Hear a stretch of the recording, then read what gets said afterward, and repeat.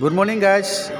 আজি আপোনালোকৰ ওচৰত নতুন আকৌ এটা মই বেলেগ এটা টপিকৰ ওপৰত ভিডিঅ' লৈ আহিলোঁ। সেইটো হ'ল আমাৰ তাত এখন গাড়ী আছিলে আজি এক্টিভা 125 BS6 মডেলৰ।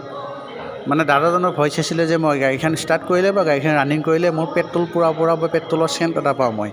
আৰু সেই বিশেষে মই গাড়ীটো খুলিছিলোঁ, টেংকিটো খুলিলোঁ প্লাছ পাম্পটো খুলিলোঁ। তো টেংকিত যিটো ওপৰৰ পৰা আপোনাৰ ৰাবাৰ থাকে, যিটো মিটাৰ চেঞ্চত লাগি থাকে, সেই ৰাবাৰটো বেয়া হৈছিলে। আৰু তলফালে যিটো ড্ৰেইন পাইপ আছে দুটা, যিটো আপোনাৰ পাম্পৰ লগত লাগি থাকে, এটা ডাঙৰ পাইপ এটা সৰু পাইপ থাকে, এটা এয়াৰ পাইপ আৰু এটা পেট্ৰল পাইপ, সেই দুটা পাইপ ফাটি গৈছিলে। তো সেইখিনিও মই চেঞ্জ কৰিলোঁ। আৰু তাৰ লগত মই এইটো যিটো পাম্প আছে, পাম্পৰ যিটো ফিল্টাৰ হয়, ফিল্টাৰটো আপোনাৰ ডাঠ ফাইবাৰ হয়, এইটোও মই চেঞ্জ কৰিছোঁ। আৰু যেতিয়াই আপোনালোকে ফিল্টাৰ চেঞ্জ কৰিব তাতে কিটটো লগাব। কিট লগালে কি হ'ব, আপোনাৰ পাম্প ফিল্টাৰটো আহিব, এটা ৱেৰিং আহিব, তলৰ ঢাকনিখন আহিব।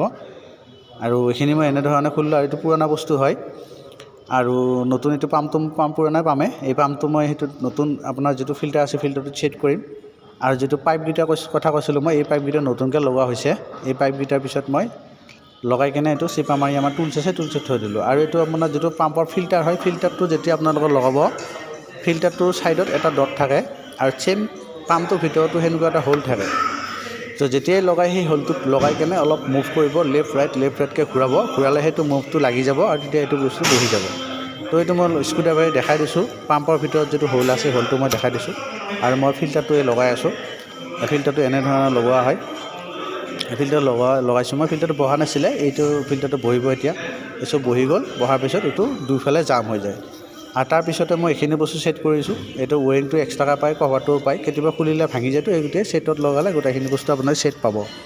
তো তেনেধৰণে মই বস্তুখিনি লগালোঁ। আৰু এইটো লগাওঁতে এটা মানে তিনি চাইডে কভাৰ থাকে, কভাৰটোত ঠেলা মাৰি দিলে বা পুছ কৰিলে এইটো বন্ধ হৈ যাব। এনেদৰে লাগিব।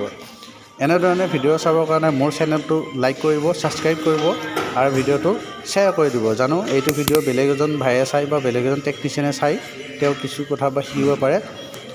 তো এইধৰণে ভিডিঅ'টো মই দি থাকোঁ। মাজে সময়ে এনেকুৱা ভিডিঅ' মই দি আছোঁ বা দি থাকিম। আপোনালোকে চেনেলটো চাই থাকিব। তো মই এইখিনি ছেটিংটো কৰালোঁ। ছেটিং কৰাৰ পিছত মোৰ গাড়ীখন বৰ্তমান ষ্টাৰ্ট হ'ব। আজিলৈ এৰিছোঁ। ভিডিঅ'টো চোৱাৰ কাৰণে থেংক ইউ, ধন্যবাদ।